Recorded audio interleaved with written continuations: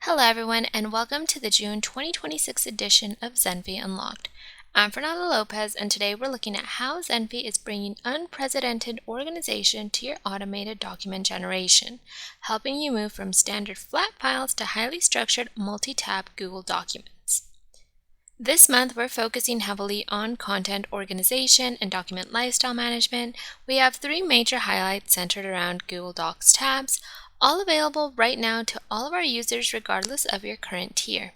We have Google Docs Insert tab into Document, which is going to give you structural control over your automated docs. We have Google Docs List Google Docs tabs, a powerful way to be able to map and audit complex layouts. And lastly, we have Google Docs Delete tab, the perfect tool for cleaning up templates and dynamic workflows. First up, we have the Insert tab into Documents action. Google Docs recently introduced tabs and we've brought them straight into your flows. You can now programmatically add tabs at the root level or nest them under parent tabs. Even better, you can dynamically name these tabs using data tokens from your workflow and set a precise tab index to control exactly where they appear.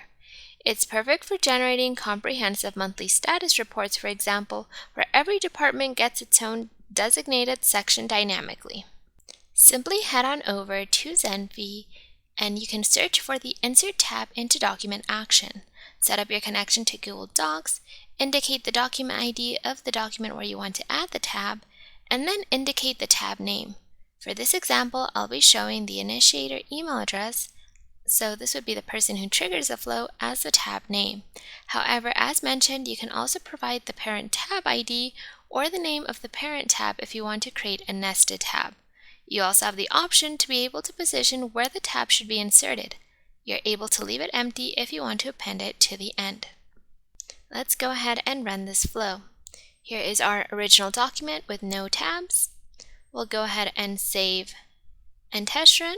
We'll click Start. And our tab has been inserted. If I go over to my document, I can see that it has created this new tab with the name of the user who started the flow, in this case, myself. Next, to help you navigate these multi-tab documents, we've added the List Google Docs tabs action. This action retrieves a complete hierarchical map of all the tabs within a specific document, preserving their parent-child relationships. It hands you key data like the tab ID, the titles, index, etc.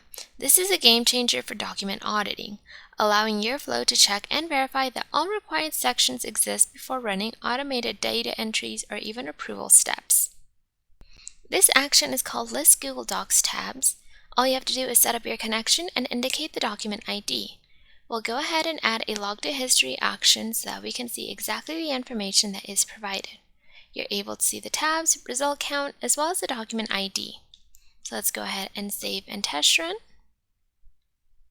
And here we have the information for the tabs. We have tab 1 as well as the second one that we created previously with our other action. Finally, we have the Delete tab action.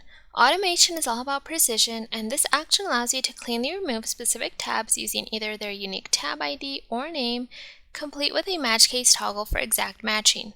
This is incredibly useful for workflow hygiene, allowing you to automatically strip away instructional text, internal review sections, or placeholder tabs before sharing the final polished document with an external client, for example. Now we can combine this new action with the List Google Docs tab action, which we just went over.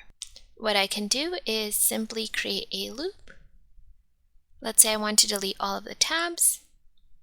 Click on our token picker. For each tab found, we'll go ahead and delete the tab from the document. Create your connection if needed. The document ID can come from the previous action. If you don't have it in a previous step, you can always select the Google Drive icon, and then we can get the tab ID from the loop. To take it one step further and be a bit more specific, I'm going to go ahead and add an if condition, which is going to check if the title contains my name. And only then do I want to delete that specific tab. But first, let me go ahead and add a new tab, that way we can actually see it be removed. I'll add tab 2, tab 3, Once the Delete tab action has completed and we head on over to our document, we can see only that tab was deleted, but we still have tab 2 and 3, making it perfect if we want to remove only a specific tab. To recap your June power-ups, we have 3 new actions: Google Docs Insert tab, build highly structured professional documents directly from your workflow. We have Google Docs List tabs to automatically map out and audit document layouts before processing complex data. And lastly, we have the Google Docs Delete tab. Dynamically clean up your document structures and hide internal data seamlessly. As always, head over to our Zenphi community page, zenphicommunity.com, to share your feedback or reach out to our support team or your customer success manager to be able to discuss optimizing your specific business logic. Thank you so much for watching.